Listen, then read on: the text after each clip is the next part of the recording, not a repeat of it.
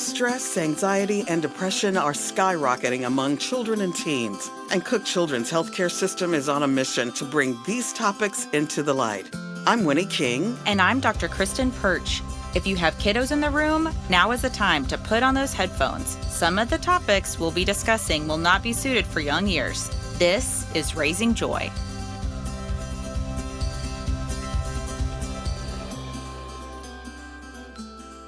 Hello, everyone. Welcome back to Raising Joy. My name is Winnie King. I am the Senior Vice President, Chief of Communications, Inclusion, Diversity, and Equity at Cook Children's. And I have my wonderful, amazing, and educated co-host. I'm Dr. Kristen Perch, and I'm a child and adolescent psychiatrist at Cook Children's as well. You know, in the news lately, there has been a lot of talk about the death of Naomi Judd. And I remember seeing the statement that her daughters had put out, and they said that they had lost their mother to mental health, which really raised a question in my mind about it, because I know, I've heard a lot about Naomi Judd dealing with treatment-resistant depression. And so I guess now we are now confirming and hearing that she actually did take her own life. And it's so tragic. And I think I know that she had talked publicly for a long time about depression, but I had not been aware of that. But I think it's always shocking to see someone who seems to be so successful and at the pinnacle of their career to still struggle with depression. It's a little shocking, I think, for a lot of people. Yeah. And while today's episode is really not about depression so much, it is about suicide. And no matter where the beginning is, the result is kind of the same. It is impactful. It is final, but it's impactful to the families and the friends, and everybody kind of leaves with that scratching of the head kind of thing. So today may be a little difficult, just kind of fair warning. We want to start the campaign. We started the Joy campaign last spring, and we started it because of the number of attempts of suicide we saw at Cook Children's. But one of the first people we spoke with is our guest today. And let me introduce our guest. His name is Brad Hunstable. He is a successful entrepreneur here at Fort Worth. He's also a West Point grad, a husband, and a dad. Welcome to Raising Joy. Thank you for having me. So we're going to talk about your son, Hayden. I like talking about your, children, even if they're not with us, because I think that really helps keep them and their memory still going. Tell us about Hayden. And I love talking about him as well. Hayden, I have 3 kids. Mm-hmm. He was middle. I have a daughter who is 18 now. At the time was 16. Hayden was middle. He was 12 at the time. Almost 13. It was 4 days before his 13th birthday. Then I've got a little girl who's 10 now. He was 8 at the time. So he's a middle brother. Between 2 girls and sandwiched in. The light of our family, just a incredible human being. He loves sports. He was a big soccer player, and we're from Aledo. He loved football, like everybody. Apparently seems to be in Aledo. And, got good grades, super social, funny, a leader to his friends. And, just a normal kid. Like to be outside, like to go get dirty, but also like to go be inside as well. Played video games, like most of that age. Of course. A game called Fortnite in particular, which we can maybe talk about a little bit, but just, a loving son and brother and grandson. Mm-hmm. What happened to Hayden? Well, the pandemic happened, caught everybody off guard, including us. And, there was so much fear and anxiety on TV, within our home, and this was in early 2020, right? And schools had closed down and all that time frame. Hayden, that Christmas, it was December 2019, had got a new computer monitor for his Christmas present. and to play video games. It was really nice. One is really excited about it, and some point in February, he got mad at the game. This game Fortnite. Okay. Anybody who has kids, these games are very immersive, and they can get kids really mad. Yeah, yeah. And and I used to get mad at my video games back in the day, so apple didn't fall from the tree.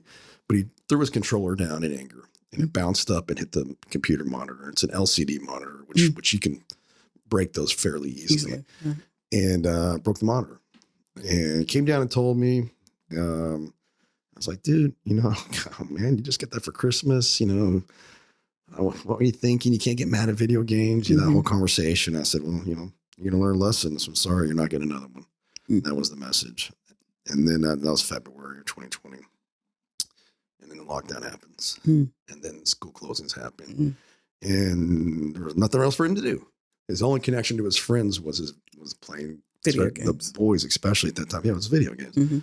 And so he begged and pleaded and asked for a new monitor. And I said, well, you're going to work your butt off and do stuff around the house. You can treat your sister a little bit better, because I thought those two kind of were two peas in a pod and go at it. And he did. He held up in us with a bargain. And so in early April, my wife bought him a new monitor, not nearly as nice, on Amazon, the cheapo monitor. And he was back at it. Right. And on April 17th, 2020, it was a beautiful day. It was sunny. I'll never forget it. My water well had broke. We lived a little bit in the country, and I called my dad, because he's the smartest guy I knew. Come help me fix it. I hadn't seen him since the pandemic, and we were kind of getting to the point where we felt like it was starting to be counterproductive to our kids, just how they were, like, we could see changes. Yeah. And they were subtle, but we could see something changing in all of them. So we were going to let my oldest daughter have a friend over. Right. Hayden's birthday was in 4 days.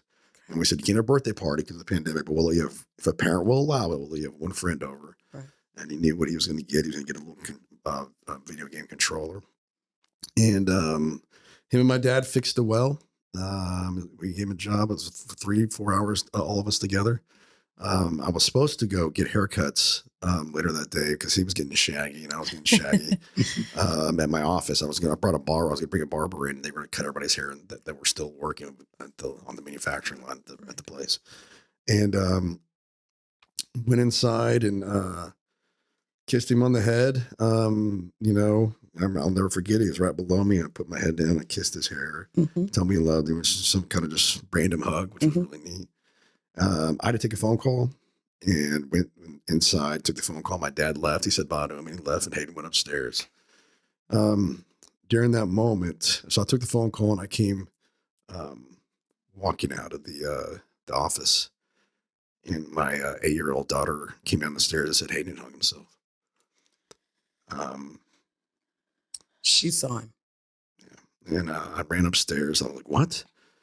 I ran upstairs. I pulled him down and started administering CPR and all that. And, I was in the military, so I had a little bit of training. And had her go run and get my cell phone, because it was downstairs, to call 911.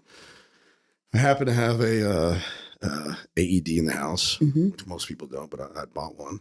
And I said, go get that medical device for me in the kitchen. And she didn't know what it was, but she did. She brought it to me. And then I sent her outside to go wait for the cops. I didn't want her to see what was going on. Yeah. We tried. It was awful.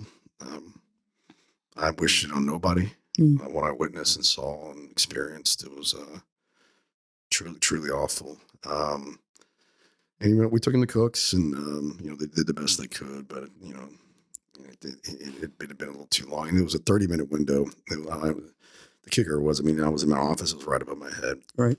So in the immediate days after, when something like that happens, oh my gosh, you got to talk to the cops. You're just out of your mind. You got to talk to CPS. And that whole experience was a whole nother topic for discussion. And you go through all that, and you're just trying to even process what in the world happened. And for the first few days, we actually didn't know, like, where did this come from? Why? Dude, what? I just was with you. Right. You were happy as can be. Like, what happened in 30 minutes? Like, what in the world are you doing? Right.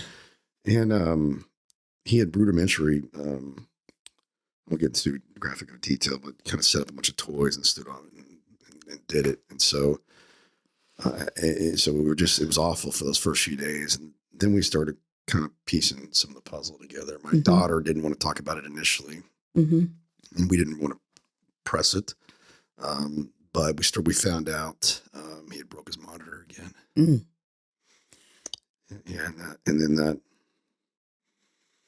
And he must have gotten scared. Yeah, rash of emotion, got scared. Didn't want to. He broke my TV 3 years before, and he's 12, and he probably thought he ruined his birthday because he was going to get you can't play my video game. My birthday present was a controller. I just ruined my birthday present. My friend was going to come over, didn't want to tell me, didn't want to disappoint me, and he just made a decision. And suicide's complicated. It is. There's never one thing, in my experience, and I've been doing this for 2 years, and trying to be a part of the solution as best I can. I've learned so much, but it's usually complicated.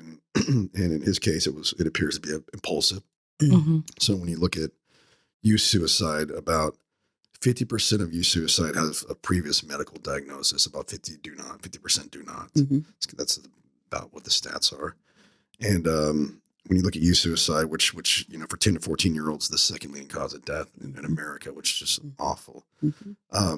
About 55% of those are impulsive, meaning they made the decision very rapidly. Maybe in the last hour, about 70%, about 45% within the last 5 minutes. And what that looks like typically is girlfriend broke up with me, boyfriend broke up with me, I was bullied, I broke something, got in a fight with my parents is common. Maybe I'm gay or lesbian or bi or something. I'm struggling with that. And so there's some themes around impulsive suicide that tend to be there. And then on the other side of the equation, on the people that have been diagnosed with a medical issue, it's perhaps even more complicated. How do you and your family move forward after something like that? Because you talked about the 3 or 4 days leading up afterward. How do you move your daughter? How do your wife, how do you move forward with that? Well, we had to learn. This was all new to us. There's no, there are books about this, but I would argue there's no playbook to grief. In my experience, from our own experiences, but what I've also seen from a lot of families since then, is that first few days, you're numb. You're numb. You're in a fog. I mean, you don't know up, down, left, right. You don't know nothing. You're just trying to just keep it together. And grief has phases, like they hear, and there really are phases. Anger and guilt and acceptance at the end. There's all these different stages. I don't even know what they all are, but and it comes in waves. I've learned everyone grieves differently. Everyone grieves at different paces. And I'm convinced it never leaves you. It's not something that goes away. It's just you get better riding the waves. Maybe it's probably a nice analogy. And you still sometimes get smacked by the waves, So what we did, 2 days after we buried Hayden, which we couldn't even have a real funeral because of COVID. It was a drive-by, which was cool. A lot of people drove by. We couldn't even touch and hug them. We were just waving at them with signs, which that was still beautiful, but it was a bummer. But so we buried him, and I got up on I think it was like a Sunday morning, and there were starting to be some rumors about what happened in my town. And there were just people were talking about it. I felt like I might need to post something on Facebook to my friends to the town just so they can kind of hear the story. And I sat down. I didn't even have shoes on. You can't tell it in the video, but I pulled up my phone on Facebook, and I had a cup of coffee. And I don't know where these words came from, but the first thing I said, COVID killed my son, but not in the way you think. And I just started talking about what happened. And I talked about what I saw, and I was already seeing it and was already working on some things of this wave of mental health issues that were starting to rise in youth, which has been going on for a long time. And I kind of just went on this long kind of, speech, if you will, just telling what happened, the story. Well, it went viral, and like 150 million people saw the video. Wow. Yeah, in the early days of the pandemic, I was getting recognized at Walmart all over the country. It was kind of wild. And so, I thought to myself, I was like, well, and then 2 days later, my buddy from West Point took his life. Oh my Yeah. gosh. Since then, 4 have, which is awful. But so I thought to myself, man, I want to be a part of the solution. I feel like we need to talk about this. And in that video, I said conversations matter. Again, I don't know. I just said it. And so, oddly enough, I got a call from Evander Holyfield, and which is kind of cool. And he said, Brad, I want you to know you get the 4-time heavyweight champion of the world in Hayden's corner. Wow. And that stuck in my head. And Wow. so I did this little thing called Hayden's Corner, and we just started I went on a mission to understand. I talked to every professional I can find, every expert in suicide, mental health, every organization, all the way up to Congress, in local, state, national, everything. And and so for me, and I gotta admit, I'm not a normal person, I guess, in some respects. Just being a part there, speaking about it, has been very good for my healing. We made a movie called Almost 13, a short film. We put our heart and soul into it. We released it last year in November 2021, something like that. And really had 3 goals with the film. One was to tell Hayden's story, honor Hayden. Yeah. 2 was we felt like we needed to shock parents a little bit. Look, I'm no expert on what the rights and wrongs and all this stuff. We were just, me and a group of another film studio that we were friends of mine. We just started doing something. But our intuition was parents can't fathom that their kid would do this, especially on the impulsive side. That's what, if you can see it coming, maybe, you need to get your kid help. But how do you help, a kid, boyfriend breaks up with them and they make a decision. Right. And so we wanted my 911 caller, part of it's in the film. Oh my gosh. So it's, and I can, I can hear it now, and I've gotten over that, but it was tough going through all that and seeing that every day. But the third goal, which was actually the most important, was we worked with a lady named Dr. Melinda Moore, who's an expert in suicide. And we wanted to talk about how do you have that conversation with the kids, with your child. Because I still, even with my own kids, having been to this, still is uncomfortable. It's a very uncomfortable conversation. And so we talked about that in the film, how to safely do that and why you need to do that.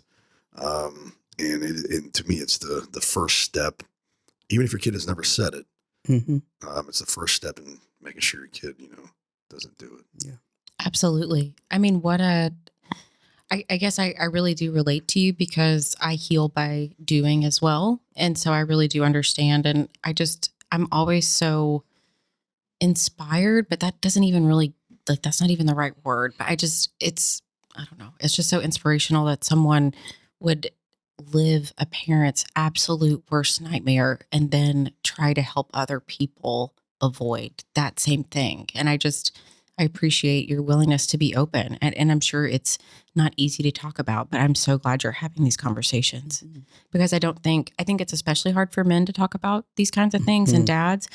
And, especially, being a West Point grad, you probably have a lot of experience or know a lot of people who have mental health struggles like with PTSD and things like that. But I just appreciate your willingness to be open and talk about what's going on. Kristen, you've talked about in other podcast episodes about the frontal lobe. Yes. And the fact that is not developed, which causes that 100% that impulse. Right. And I think that is part of, because I guess what we do know about like the suicides, you're absolutely right that younger kids tend to be more impulsive. Older teenagers, a lot of times they have more of a plan. There's a note. They've thought it out, but it's the younger kids. And like what he was saying is that their frontal lobe isn't developed. And so like literally their brain cannot think past here and now. So what is going on right now and how bad things are, like COVID. I broke my screen monitor. I'm not going to get it back. And I ruined my birthday. Like all of that.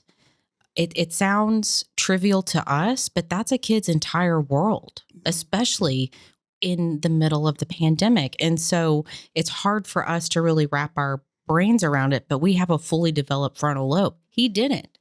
He just saw this, this is Like what's happening right this minute is never going to get better. Right. And it's brain development. You know what I like to tell people? The analogy I give, I mean, you're 100% right. And I'm not a doctor, but the prefrontal cortex is not fully developed until you're like 24, 25. Mm-hmm. Mine might not even be fully developed. Who knows? It's later in males. Yeah, so it is later in males. And when that amygdala kicks in and you do you go into fight or flight, you know, you almost black out. You don't black out, but the analogy I like to tell people is like, imagine you're in a conversation with your spouse and she says something to you and you go, man, what I did it already. Mm-hmm. And then you go, why did I act like that? It's this instantaneous sort of thing, and it's like a blacking out in a sense. And we think that's definitely what happened, or definitely part of it. The other thing that's and look, I was almost so. I haven't talked about this yet publicly, but I will today. I increasingly believe that the data will supporting this. That the world has changed a lot since 2008, 2006, 2007. Mm-hmm. And when you look back, what those changes were, it was the introduction of the Xbox, it was the introduction of the iPhone, it was the introduction of social media, it's the introduction of, TikToks and all these sort of things. And what we know increasingly is these systems cause spikes in dopamine. Mm-hmm. Dopamine is the chemical in the brain that is a lot of people. It's a pleasure chemical. It's not. It's more your motivation chemical. Mm-hmm. And spikes in dopamine. So imagine you're looking at TikTok, which is like these little short, 7-second. I know videos. it well. Thank you. Yeah. Well, what's happening neurochemically in your brain when you're watching TikTok is you're getting a spike in dopamine. And you go to the next video and you get another spike in dopamine. You get the next one. It's like bam, bam, bam, bam. Yeah. The problem with that is spikes in dopamine, we know, decrease what's called your baseline dopamine level, which is kind of like your average dopamine. Think of it like it drains down. And it's actually kind of hard to get it to raise, but it takes time for it to raise back up. And when in youth in particular, when dopamine is lowered in the brain through not something like physiologically wrong with them, but this set of behaviors and actions that they're taking. And by the way, music can spike dopamine. There's all sorts of things that can do that. But this particular class of things that changed in that time frame changed the dopamine patterns in our youth, I believe. And I think the data is increasingly supporting this. And by the way, in adults too. Yeah. Trust me. And when baseline dopamine levels lower in kids in particular, what that looks like is depression, anxiety, and ADHD. Yeah. So it's not, they don't necessarily, they have the manifestation of those things, but it's not something like physiologically wrong with their brain structure or their normal body composition. It's bad habits. Mm-hmm. And look, Hayden was playing video games. And maybe too much during the pandemic. I don't know. Staying up late, because think back. Mm-hmm. With the mistakes we made, I think we didn't have the conversation with Hayden directly about suicide. We never did. And every parent needs to have that conversation. Please watch Almost 13. We will guide you how to safely do that. A lot of parents are then sitting down and watching it with their kids afterwards and having it be a conversation starter. And I can tell you some stories that will blow your mind of how that has impacted and saved kids already. So we want to talk about that.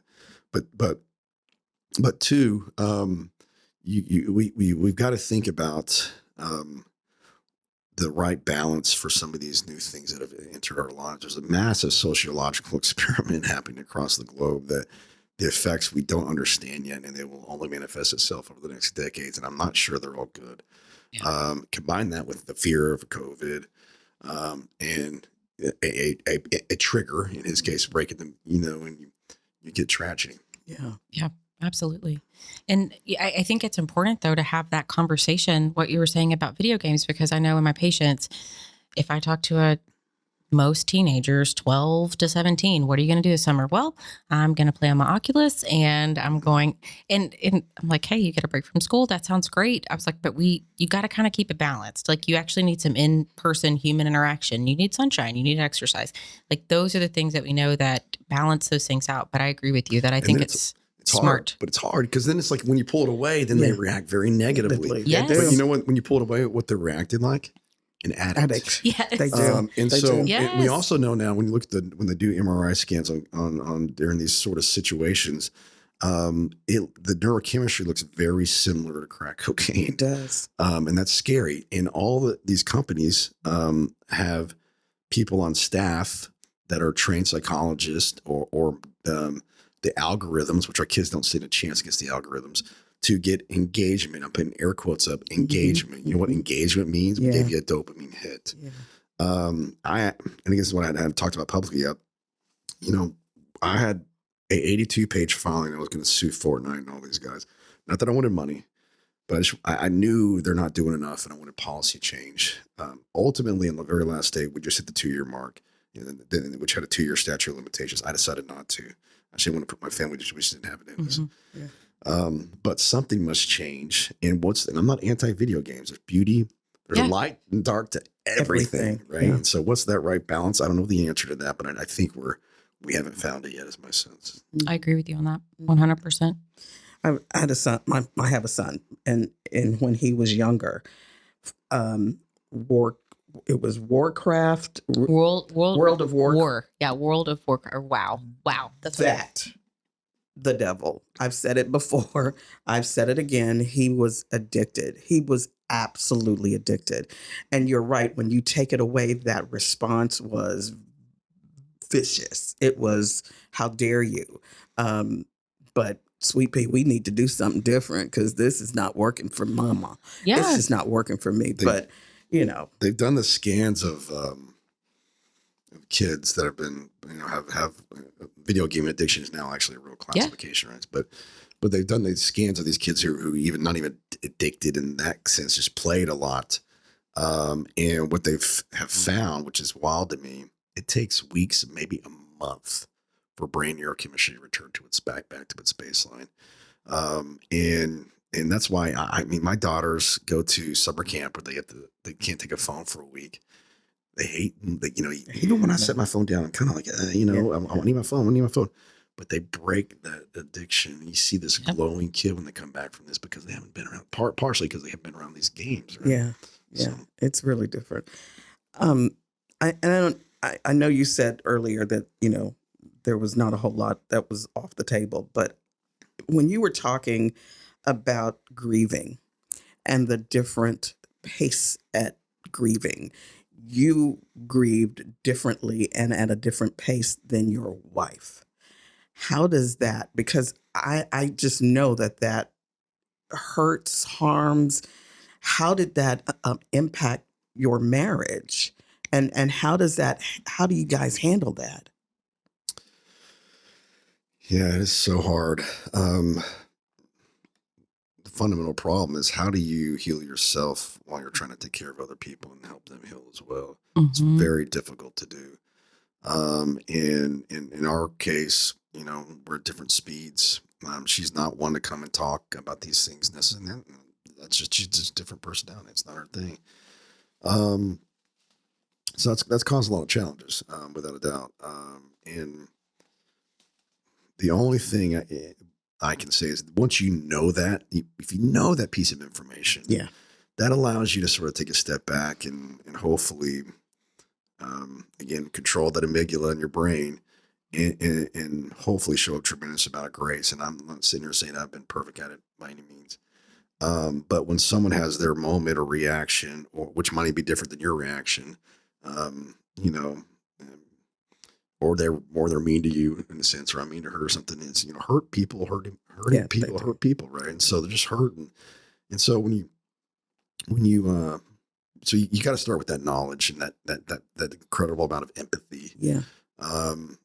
Otherwise it's a very bad thing. And then the other thing I tell people with grief, what I found, because when Hayden died in April, the video went viral, and then people would reach out to me in June of kids who'd killed themselves, and in July, and then on. They're like classes, and it just keeps going. And so I try to talk to as many families as I can, form a Facebook group and all of this. And because part of what was powerful is that I had a guy named Jason Reed call me, who made a movie as well. I didn't know him from Adam about a week after, and he said, "Hey man, I'm here to talk to you." And he's very similar to CEO and all this sort of stuff. But that knowing someone else had been through it, that was so, I'm like, wow, and you're okay? You're 3 years down the road and you're still normal. And you're like, and here's the pros, not pros, but here's what's the realities. And here's kind of some hope. So finding people like that, groups are key. And again, for me, I've gotten a tremendous amount of healing. It's sort of like, when I talk about it so much, it desensitizes it a little bit. And I've gotten to a point of very blessed where almost every aspect of it is something I can view from an outside frame of reference. Right. I mean, even to the point, son, this will sound bad, but this is actually a good place to be, is where I can say it is what it is. And my son lived too.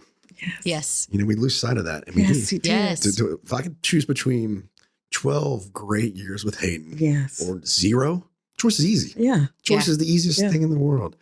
I've been on a lot of retreats, like spiritual retreats and meditation retreats. And I had this one weird moment, and people think I'm crazy, but that's okay. This mystical moment where something happened. It's like vivid dream, or doing all this breath work and stuff. And Hayden appeared to me in a ball of light. It was so beautiful. And long story short, I don't get into too much of the details, but he said to me, weird telepathic thing. Again, I don't get too spiritual. It was wild. He said, Dad, I want you to remember this. Actually, the first thing he said, he goes, Dad, why are you crying? And I said, because I lost you, buddy. Yeah. And he said, Dad, I'm with God. To cry for me is to cry for God. It doesn't make any sense. Because I'm okay. I'm a perfect love. You're not okay, but I'm okay. So don't worry about me. Yeah. And then he said this, and this is the key point that I found. There's not again a religious discussion, but there's we don't understand this reality completely, I believe. And he said, Dad, there is beauty in life and there is beauty in death. It's a matter of how you look at it. Oh. And his story, I'm getting teared up now. Man, that kid has saved people. And I get the messages that prove it. And there's beauty in that, right? And so, I mean, even not to get religious, but you look at the crucifixion of Jesus, because we're just at Easter. It was awful, horrific, horrible thing. Yes.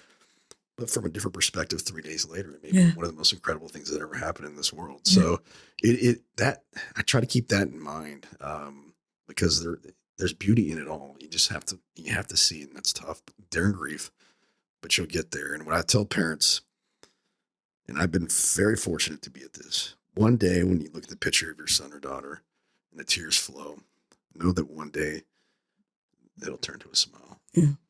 Yeah. How, you've talked about your daughters. How do you support them? Like I can only imagine how hard, I just know how hard it is to see my kids have a hard time, and they haven't dealt with this level of grief. And so when you're grieving, how do you help your kiddos? This one's tough too. I mean, again, how do you help someone else when you're just trying to help you? Yeah. Right. It's hard. We got them in counseling. I mean, there's conversations matter. Counseling works. I think everybody should go to I still go to a counselor, and I check in on Facebook, and I publicly say I go to counseling. Hello. Yes. You better be glad I'm going. Yeah, conversations matter, man. And what's funny about counseling, a lot of times it's just you talking. Yes. A good counselor listens. Yes. And there's something inside us that we can work it out. Yes. We just need someone to love and listen first, right? Yes. And so they do that. For a period of time, we've stopped now, but for about a year, they went to the Warm Place in Fort Worth, which is a great organization, right? Where kids who have gone through grief can be around other kids who've gone through grief. I'm not alone. Yeah. That whole thing, which is really cool. And then with youth, what I've learned, my oldest daughter is very motherly. They were very close. She struggled for a while. Mm-hmm. She decided that school year to not go back to school and stay at home. In some ways, I think that might have been a problem, because now you're in your room by yourself, thinking, and I'm not sure that that's too good. So she should have struggled. That being said, she went back for her senior year in person. She seems she's going to go to Mary Howard Baylor. She seems like she's thriving. She also did not see what my youngest daughter saw. Yeah. And what we know about trauma in youth is there's different things can start happening as they actually age. And so in the immediate aftermath of Hayden's death, we told her he went to heaven. Mhm. And she was 8. She goes, "Oh, wow. Okay." Mhm. And she ran back Mhm. off and play. Right. So, Mhm. so there's a false sense of hope that, well, maybe she's going to be cool and okay with it, Well, and a kid at around 8 years old, when they experience deep trauma like that, as they age and become a little bit more intelligent, they start understanding the gravity of the situation. Like, Yeah. oh, this was a big deal, and they can do what's called re-grieving. Mm. And what that means is, and I'll give you an example. One day she came into the bedroom and said, Dad, I need you to go check on Addie, which is my oldest. Go check on Addie. And I'm like, why? You need to go check on her. I'm like, okay. And I thought she might have been playing a joke on me. So I'm walking to my daughter's room, oldest daughter, and open up the door, which was always kind of scares me now, but I'll open up the door and I go, "You okay?" And she goes, "Yeah, why? I'm doing homework." I go, "Kimberly said to check on you." She goes, "No, I'm fine." I'm like, "Okay." So I turn around and look at the hallway, and my daughter's off to the distance, and she's waving at me like, "Come here, Dad, come here, come here, come here." And I can see she's visibly shaking, and there's tears in her eyes. Oh, God. She said, "I thought she might be doing what Hayden did." So she's the one I worry about the most. Trauma can trigger things like OCD behaviors. Yeah. She's starting to experience some of that. Yeah. We're going to help professional help. We're going to work through it. The good news is she's young enough. But a lot of OCD, a lot of mental health is just because of trauma. It's for real. Yes. It's It's the fundamental thing. Yeah, it's real. And so, grief is one thing. But dealing with the mental health aspect for the rest of your life is a slightly different thing, I think. Absolutely. So I don't know. We're in year 2. We're still figuring it out. It's still early. And we have resources. What's breaks my heart is, they looked at the 2020 data, which is the latest data we have on suicide. And there was a guy, and I won't mention his name. He wrote a big article. See, I told you guys. So suicides overall didn't go up in 2020, which a lot of people thought they might overall. Mm-hmm. Well, and he was so proud of himself, got a big New York Times article and how smart he was and all this, which, okay. But that's not the full story, dude. And 10 to 14-year-old boys, they did go up. Yeah. In disadvantaged communities and minorities, it did go up. So why don't we want? Yeah. That's not an accurate portrayal. And the attempts. I mean, from our hospital alone, what we saw, the attempts went up dramatically. And usually, girls are to attempt more. Yes.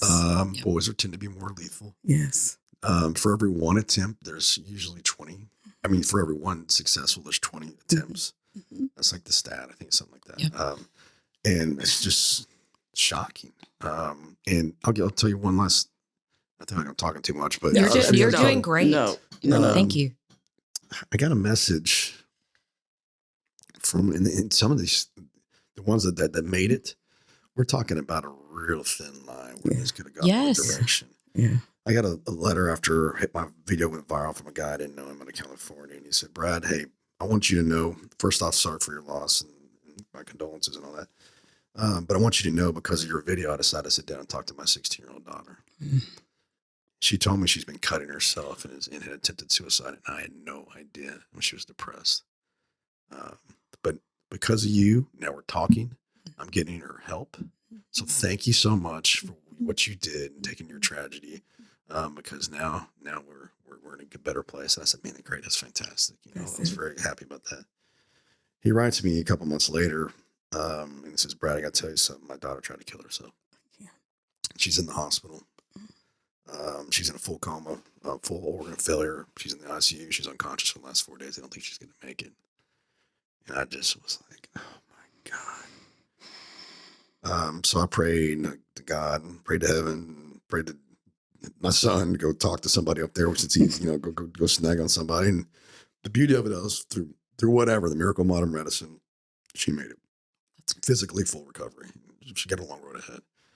The amazing part about that story was what happened a month later. He called me and he said, "Brad, I want to tell you, thank you for saving my daughter's life." And I said, "Man, that's very kind of you. I appreciate that. But I didn't save your daughter's life." He said, no, this is what I didn't tell you. My daughter came down the stairs at the last minute and said, Daddy, I did something wrong. She'd taken a bunch of pills and went into a seizure right in front of him. Had I been not having those conversations with her, I would have found her in her room dead. And so and you can watch Almost 13. We'll talk a little bit more about how to have that conversation. But the reason you want to do that is, even if they may not act like they're hearing you, hopefully what you're doing is you're creating, because you role play through this process, you're creating some neural connections so that when that fight or flight moment happens, there's maybe a beacon of light that they can follow, even if it's the last minute. Another example, that lady called me and said, hey, Brad, I saw your video. So sorry. Same thing. My son came down the stairs and he's a jokester. He was 12. Always telling jokes. He said, Mom, I took 40 Tylenol pills, and he had a little smirk on his face, like a little smirk smile. And she said, man, what do you do? You can't joke like that. Don't joke like that. It's not even funny. And she remembered my video. She said, I called 911. I was embarrassed to call 911 because I thought he was joking. By the time they got to the hospital, he was unconscious. He had swallowed 60 pills. Oh my God. Wow. Saved his life. But you're right. Conversations matter.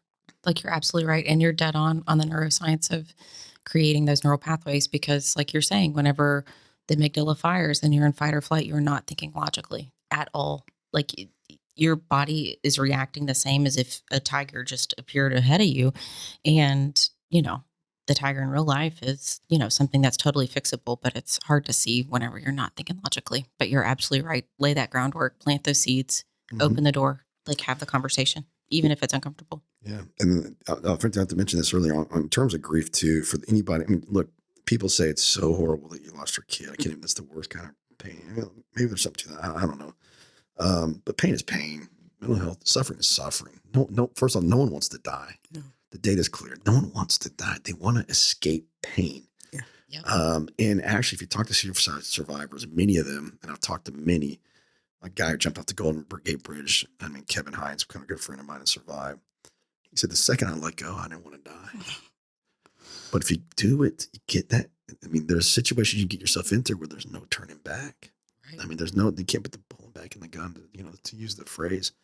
And then, I forgot to mention, but if you go through trauma or grief, it doesn't mean what parent dies. It doesn't matter. Pain is pain, suffering is suffering. It's all the human condition of pain. But one thing that helps a lot, I found, is just really good foundational habits. A lot of people in our situation, I've noticed, go straight down the Xanax route or the opioids, or they drink themselves to death, or all these bad decisions, right? And it just makes it worse. And so good foundation, what does that look like? Well, work out, get sunlight, eat right, all the obvious ones like that. But my day starts at 4:30 in the morning. I get up, drink a cup of coffee. I do what's called Wim Hof breathing. It's natural. It's a breathing technique that sort of hyperoxygenates your blood and your body, and helps you kind of control the autonomic nervous system, and you get just good at controlling things. And it's great for mental health. It's good for your blood pressure too, by the way. There's things like cold showers that work. We know cold showers are one of the few ways we know for a fact, and I hate them, but I do it every morning. Increases your baseline dopamine level. Of course, eating right, gut health, and all of those things. But good prayer, meditation, good habits allow you to actually grieve. All those other things. There's a phrase called reciprocal narrowing of options. It leads you down this sort of the wrong path of just more pain. Yeah. And it's just numb. It doesn't, like you're saying, like, it doesn't fix, it doesn't heal anything. It just kicks the can further down the road. Yeah. And creates more health problems and things like that for a lot of people. Brad, thank you so much for being here today. This has been just eye-opening.